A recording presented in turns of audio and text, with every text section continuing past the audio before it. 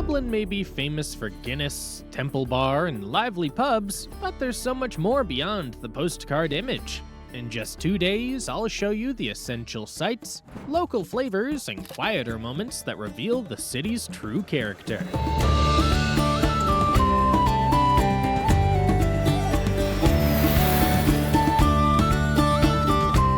Stay until the end for my best Dublin travel tips.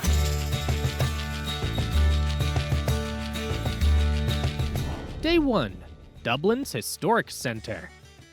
Morning. Trinity College. I kicked off my first morning in Dublin with a visit to Trinity College, founded in 1592. It's Ireland's oldest university, and I was eager to wander through its iconic grey stone courtyards.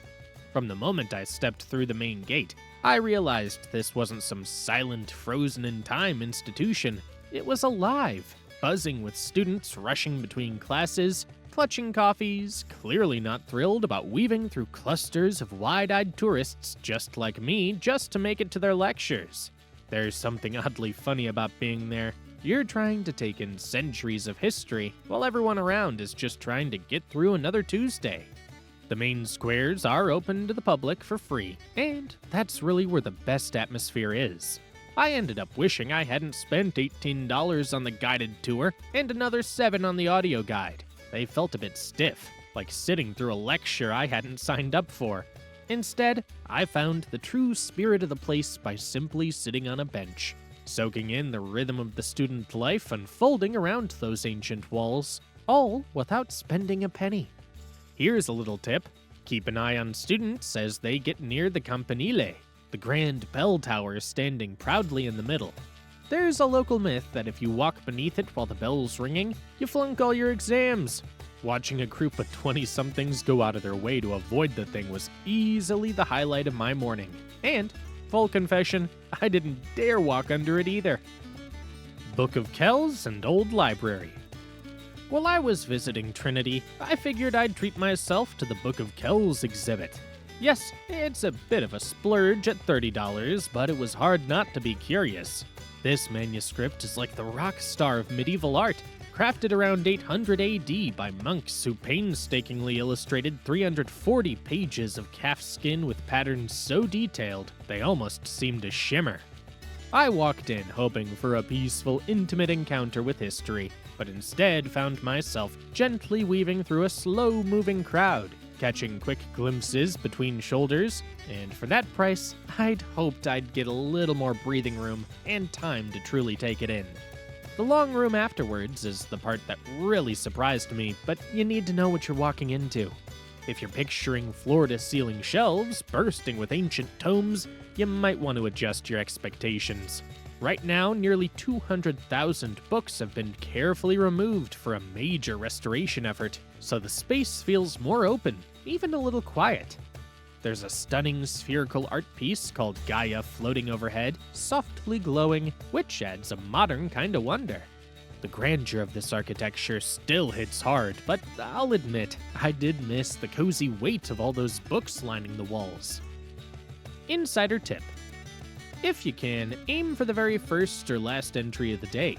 Mid-afternoon gets packed, and squeezing in for a clear view becomes a game of patience. Those quieter slots give you a real chance to lean in, study the delicate inkwork up close, and enjoy the moment without someone's arm blocking your view. Late morning. Lunch at Temple Bar District.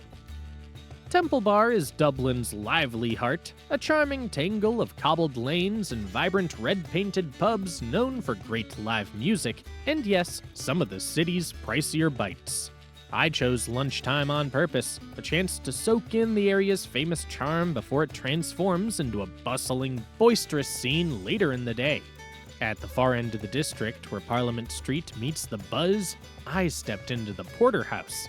It's a sprawling, multi-leveled space filled with rich wood, gleaming copper brewing tanks, and the warm, inviting scent of toasted malt and aged timber. I went for the classic lamb stew for around $21 and was greeted with a hearty, steaming bowl of tender meat and earthy root vegetables.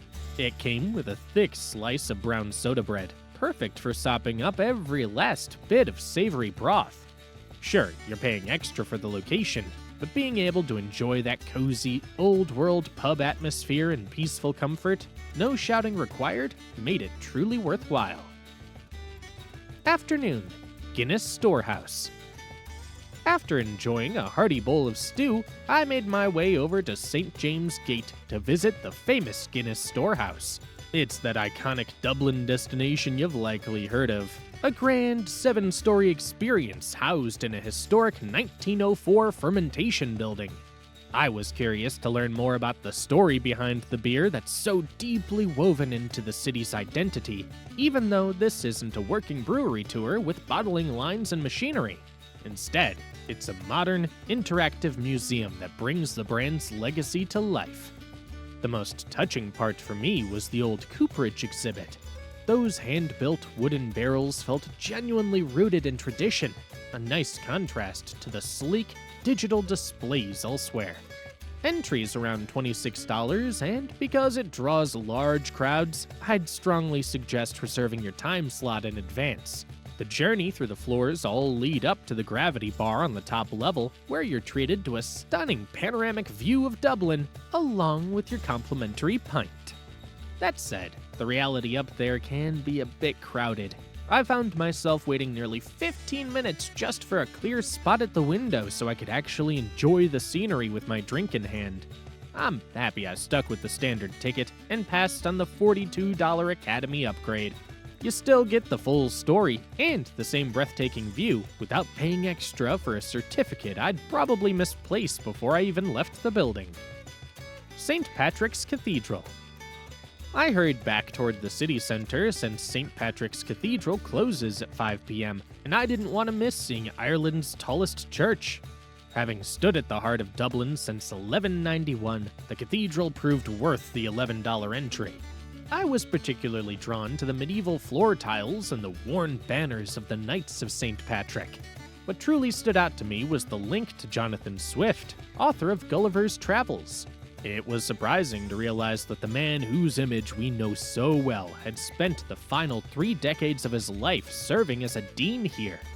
His tomb and a bust of Esther Johnson, better known as Stella, are located in the South Aisle, and these modest memorials brought the 18th century vividly to life.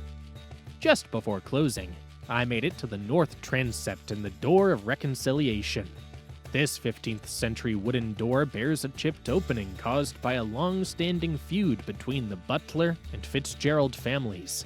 When the Earls of Desmond and Kildare finally reconciled, they reached through the gap to shake hands, an act that gave rise to the phrase "to chance your arm." To me, stories like this make the cathedral far more compelling than any architectural detail alone. The visit felt entirely worthwhile, offering a real sense of connection to the site's layered history. Insider tip: if you have time, take a moment to explore the public parks surrounding the cathedral. Well-maintained and free of traffic or buses, it's an ideal spot for clear, striking photos and offers excellent views of the building. Late afternoon, Christ Church Cathedral. By late afternoon, I made my way to Christ Church Cathedral, a place that began in 1028 as a church built by Vikings. Entry for adults is about $14 and includes access to the cathedral itself, an audio guide, and the chance to explore the crypt below.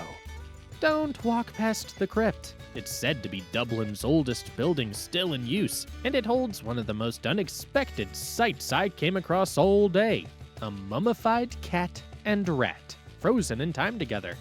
They were discovered inside the cathedral's organ during a cleaning in the 1800s and have now found their own quiet display in the underground chamber. I never imagined I'd pause mid-tour at the medieval cathedral to marvel at 2 animals pulled from an old pipe organ, but somehow it happened. The crypt also houses the preserved heart of St. Lawrence O'Toole, Dublin's beloved patron saint. In March 2012, it was stolen from its protective case, and the story is part of the audio tour. The guide even features insights from the detective who worked on the case, so I'd recommend hitting play rather than rushing by. In the end, it was the crypt that stayed with me. While the cathedral above carries nearly a millennium of history, it's the tales of the cat, the rat, and a heart gone missing that truly stand out. Moments far too unique to blend in with every other historic church visit. Evening. Traditional Irish music at the Cobblestone. I finished my first night at Dublin at the Cobblestone, a legendary spot in Smithfield that sits far away from the noisy, overpriced tourist traps of Temple Bar. This place is the absolute real deal. The Mulligan family has run the pub for generations, hosting authentic, live traditional music sessions 7 days a week. There's no formal stage here. Instead, a rotating group of incredibly talented local musicians just pull up chairs in the front bar, order a pint, and jam together. To prep for the night, I recommend grabbing dinner just a 3-minute walk away at the Fish Shop on Benburb Street. It's a cozy, stylish seafood joint where you can order their famous filet-o-fish shop, a phenomenal beer-battered fish burger on a brioche bun with hand-cut chips for $26. Or you can go classic with their crispy beer-battered hake and chips for $25. Once you're full, head straight to the pub. Drink prices generally run between $7 and $9. I ordered a beautifully poured, creamy pint of Guinness for about $7, found a corner, and just let the incredible music wash over me. It was the perfect, authentic end to a great day. Day 2. Malahide and Howth. Morning. Malahide Castle and Gardens. On my second day, I embraced the sea air and made my way north to Dublin to the charming coastal gem of Malahide. At the heart of it all stands the Malahide Castle, a place where history feels almost too incredible to believe. Back in 1185, King Henry II granted the land to Richard Talbot, and his family held onto it for an astonishing 800 years. The best way to dive into its rich past is with a 45-minute guided tour through the opulent staterooms and the majestic Great Hall. The guides here don't just share facts. They weave stories so vivid, you'll feel like you've stepped right into the drama. One moment that stayed with me? The haunting story of the 14 Talbot men who shared breakfast together, rode off to fight in the Battle of the Boyne in 1690, and never returned. Your ticket, around $20, opens more than just castle doors. It invites you to explore 260 acres of lush parkland and the colorful botanical gardens at your own pace. Don't miss the Cambridge Glass House, home to Ireland's only indoor butterfly house, where tropical wings dance all around you. Tours begin at 9:30 a.m., and catching an early one means you'll have the serene grounds mostly to yourself before the day fills up. Insider tip. Skip the car rental stress entirely. Hop on the DART train from central Dublin. It's less than 30 minutes to Malahide Station, then enjoy a peaceful 10-minute walk through the park, leading you straight to the castle entrance. Simple, scenic, and utterly delightful. Late morning, Howth Harbour. After wrapping up at the castle, I took a quick 20-minute trip south along the coast of Howth Harbour. A journey well worth making. Once a quiet fishing village, Howth now hums with lively charm, where working fishing boats share the dock with graceful yachts and cheerful sailboats in bright hues. One of the loveliest things about this place? There's no need for tickets or schedules. Just step onto the waterfront and let the moment unfold. Stroll at your own pace, breathe in the fresh sea breeze, and enjoy the scenic dance of boats bobbing in the bay.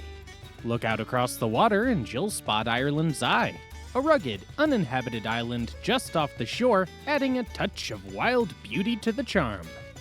Keep your eyes peeled as you wander. The harbor's home to a playful community of gray seals who often peek above the waves, curious and full of character, delighting visitors from the pier. Insider tip.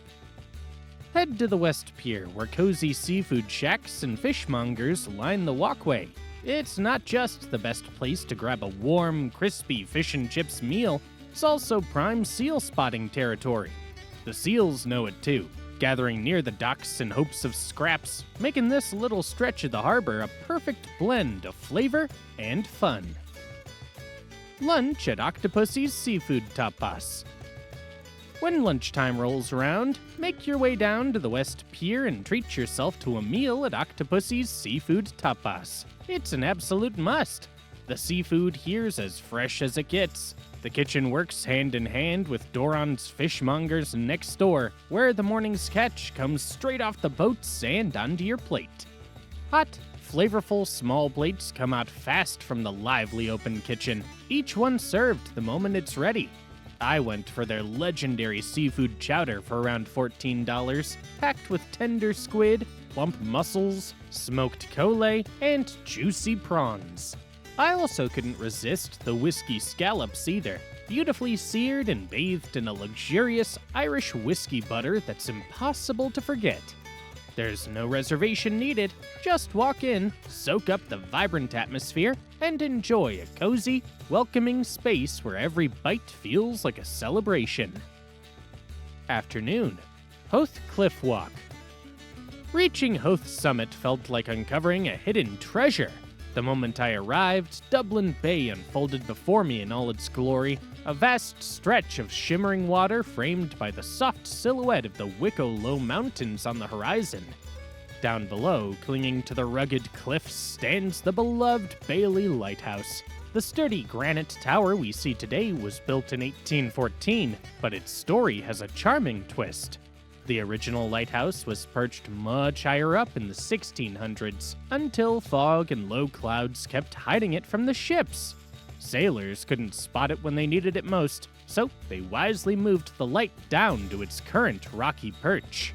Baily also wears a special badge of honor. It was the last lighthouse in Ireland to say goodbye to its keepers, finally going fully automated in 1997.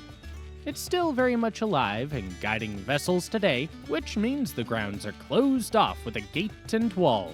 No tours or close-up visits allowed. To be honest, you won't miss a thing. From the summit, the sight of the lighthouse standing strong against the wild sea is absolutely breathtaking. No extra steps required. Insider tip: if your legs are ready for a break after the climb, wander over to the Summit Car Park. It's the perfect cozy nook to rest. Warm up with a hot drink, treat yourself to some ice cream from a nearby vendor, and just soak in the endless views of the bay, all the while giving your feet a well-earned pause. Evening, dinner at the Old Mill Restaurant.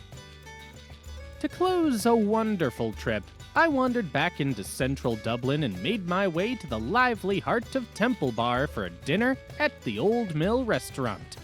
If you're after hearty, home-style Irish fare served with warmth and generosity, this beloved neighborhood spot is an absolute must-visit.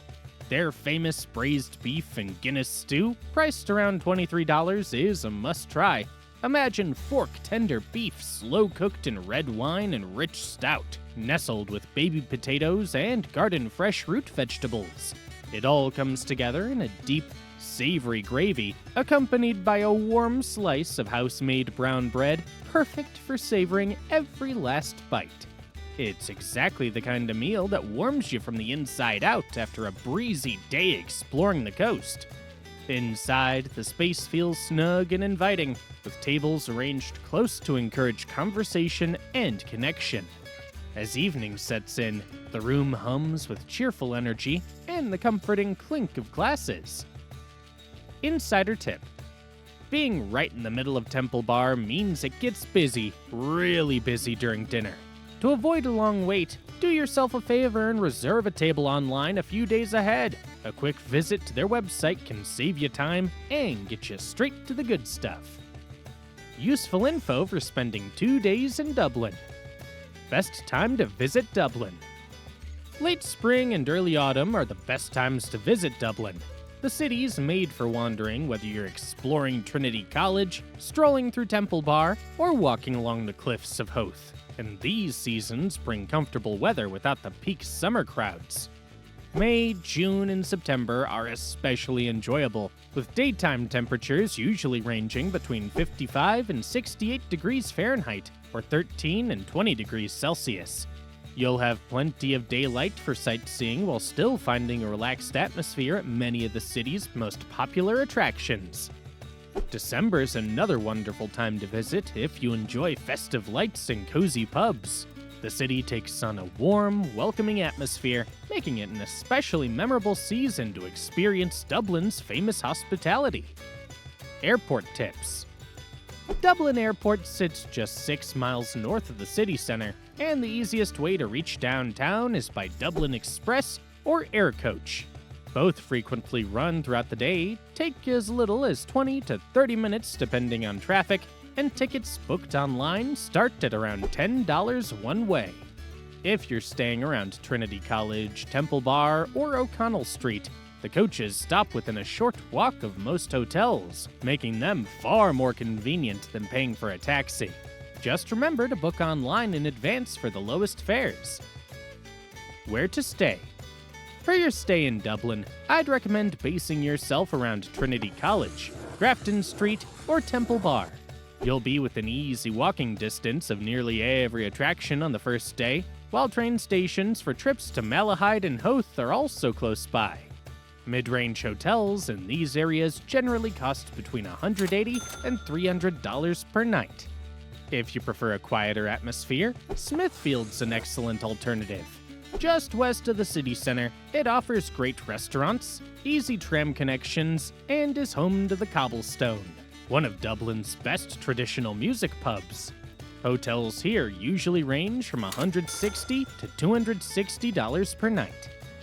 For luxury, consider the Marion, one of Dublin's finest 5-star hotels, set in a beautifully restored Georgian townhouses just a short walk from Trinity College and St. Stephen's Green. Rooms typically start around $500 per night. Getting around. Dublin's city centre is surprisingly compact, and you'll be able to reach most of the attractions in this itinerary on foot. From Trinity College to Temple Bar, St. Patrick's Cathedral, and Christ Church Cathedral, everything is within comfortable walking distance. For trips farther out, the DART train is the best option. It connects the city center with both Malahide and Howth, making it a fast, scenic, and stress-free alternative to driving. A single adult fare to either destination costs around $4.50 to $6, depending on where you board. Within the city, Dublin Bus and Luas Tram are excellent for longer journeys. Simply tap your contactless bank card or phone when boarding, with adult fares generally ranging from $2.20 to $3.10 depending on the distance you travel. There's little reason to rent a car in Dublin itself. Parking's expensive, traffic can be heavy, and the city's main sites are much easier to explore on foot or by public transport. Where to eat? Dublin has no shortage of fantastic restaurants, so if you find yourself with an extra evening or simply want to swap one of the planned meals, these are an excellent choice. Uno Mas is one of the city's sought-after Michelin Bib Gourmand restaurants, pairing Spanish-inspired small plates with outstanding Irish produce. Expect beautifully prepared seafood, grilled meats, and creative seafood dishes, with dinner usually costing $45 to $70 per person. For modern Irish comfort food, the Old Spot's a local favorite. Set inside a beautifully restored Victorian pub, it serves everything from perfectly cooked steaks to fresh seafood and slow-braised meats in a warm, relaxed atmosphere. Expect to spend around $35 to $60 per person. If you're celebrating a special occasion, Forest Avenue is an exceptional choice. This Michelin-starred restaurant offers an elegant tasting menu built around seasonal Irish ingredients, with imaginative dishes that change throughout the year.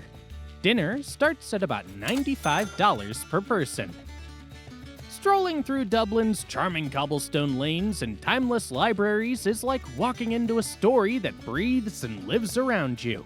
The city wraps its rich history, literary soul, and sparkling humor into every nook and cranny, welcoming you with open arms. If you enjoyed taking a stroll through history alongside me today, make sure you hit like and join our little community by subscribing. And if your heart's already set on more Irish adventures, just click here to explore my countdown of the top 10 best things to do in Ireland. There's so much more to uncover. Let's keep exploring. one magical corner at a time.